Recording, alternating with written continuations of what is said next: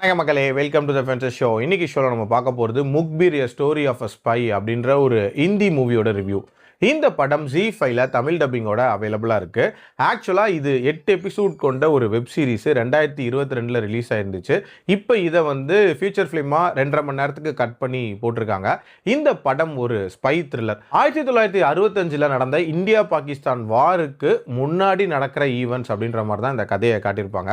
அப்போ தான் சைனாவோட ஒரு வார் முடிஞ்சிருக்கும் அண்ட் சூழலும் ப்ராப்பராக இருக்காது. ஸோ இதுக்கப்புறம் இன்னொரு வார் வரும்போது அதில் செட்பேக்கை சந்திக்கக்கூடாதுன்னு சொல்லிட்டு கவர்மெண்ட் தீவிர முயற்சி பண்ணுவாங்க. ஸோ நிறைய ஏஜென்ட்ஸை ஸ்பையா பாகிஸ்தானுக்குள்ள ஊடுருவ விட்டு பாகிஸ்தானோட பிளானை தெரிஞ்சுக்கிறதுக்காக முயற்சி பண்ணுவாங்க.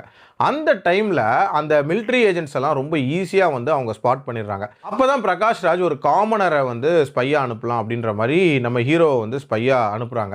ஸோ நம்ம ஹீரோ உள்ள போய் எப்படி ஊடுருவாரு, என்னென்ன மாதிரியான விஷயங்கள் பண்றாரு, அதுக்கப்புறம் என்னென்ன இன்ஃபர்மேஷனை ஷேர் பண்றாரு, இந்த வாரில் அதனால என்ன மாதிரியான சிக்னிஃபிகண்ட் இம்பாக்ட் ஏற்பட்டதுன்ற மாதிரி நிறைய விஷயங்களை சொல்லக்கூடிய ஒரு படம் தான் இந்த படம். இந்த சீரிஸ் ஆக்சுவலா துரந்தருக்கு முன்னாடியே ரிலீஸ் ஆன ஒரு சீரிஸ். ஒருவேளை நீங்க அப்போ பார்த்திருந்தீங்க அப்படின்னா நிறைய விஷயங்கள் இன்ட்ரெஸ்டிங்கா பண்ணிருக்காங்களே அப்படின்ற ஒரு ஃபீல் வரலாம்.